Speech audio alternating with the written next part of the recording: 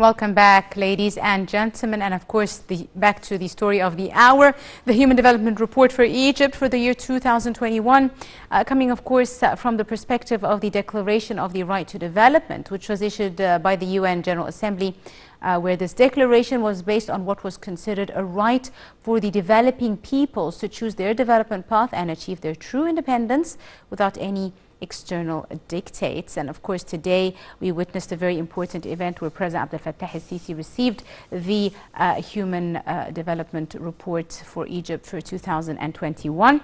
We're now delighted to be joined over the telephone by our guest, Dr. Abdel Megeed Salama, the economic expert. Dr. Abdel Megeed, a very good afternoon to you, sir. Good afternoon, lady. Thank you so much, Doctor, for joining us.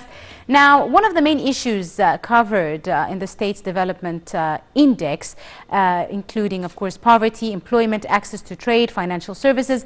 How do you see the Egyptian Development Plan covering these aspects with regards to human development in Egypt? Well, at first, we have to state that the development program stated by the government is very ambitious. Indeed. To the level that some people are feeling that it is over imaginable, if we use that word, which means that it's very highly appreciated by people who understand and evaluate things. Yes. With all the positives and negatives, because you never will find it easy to achieve what had been planned.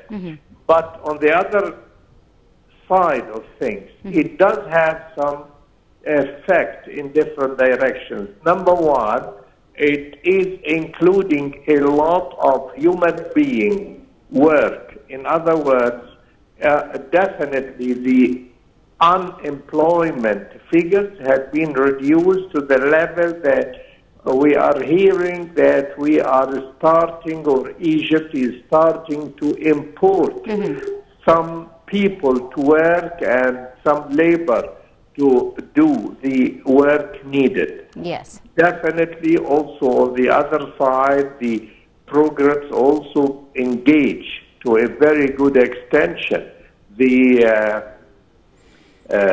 percent of factories and loading into this production into Egypt, especially if we are trying, the government is trying to issue and implement some laws to support the local production.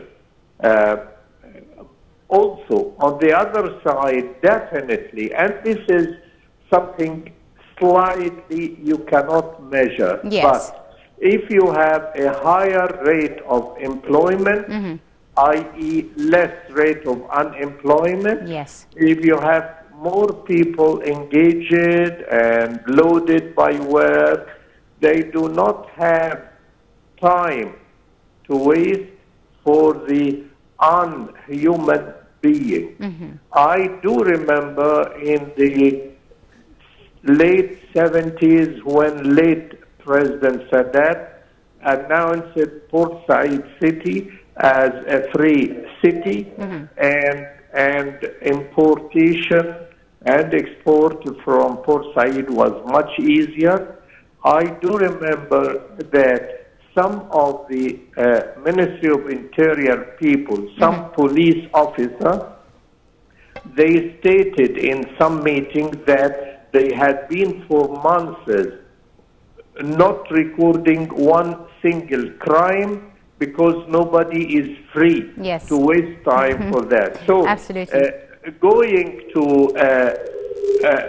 increasing employment, i.e. reducing unemployment, increasing of production, increasing of 1, 2, 3. A lot of people are busy, so they cannot waste time going to unhumanity behavior. Absolutely. And when I say unhumanity, I mean all sides of the unhumanity, including the person-to-person relation, person-to-government relation, government-to-government relation. Yes. And that's what we are hearing right now, that even on the very high level, ministerial level, that some of the government departments are sitting together, energy versus oil, to settle the disputes of the financing, blah,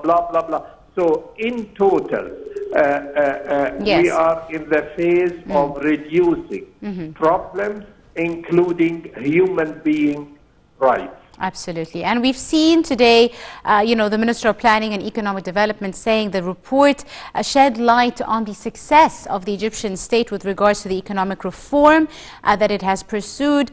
She discussed many things, including the mega projects, for example, that are being carried out, the national mega projects in different fields, as you mentioned, creating more job opportunities, keeping people occupied and employed.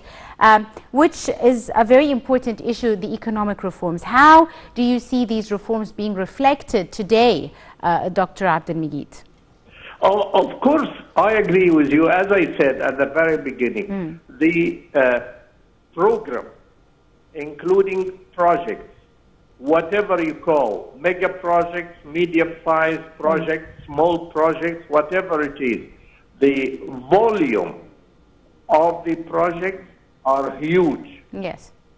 And it is, we have to admit that some time ago, without mentioning dates, some time ago, we did not have such type of planning, we did not have such type of project. Yes. And accordingly, we have to admit that we did not have enough experience how this type of things can be done. And accordingly, some of the projects, because we do not have the lake, we do not have the information, the experience, the previous experience, we are late in the know-how of how to handle it. There might be some difficulties, some hard time to do it.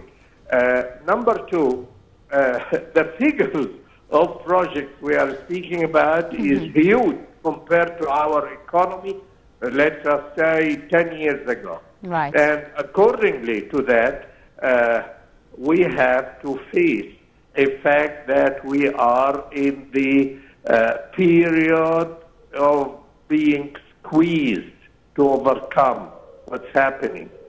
And that's what is the case right now.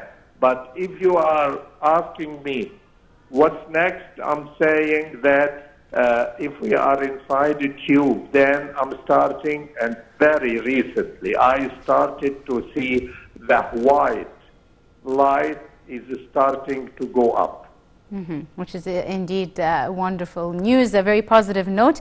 And definitely I'd like to end on this positive note. I'd like to thank you very, very much, Dr. Abdelmegid Salama, the economic expert and our guest for this afternoon. Thank you so much, sir, for your time and insight. And that's all the time we have for today's edition of Cairo Local Time. We do hope you have enjoyed it.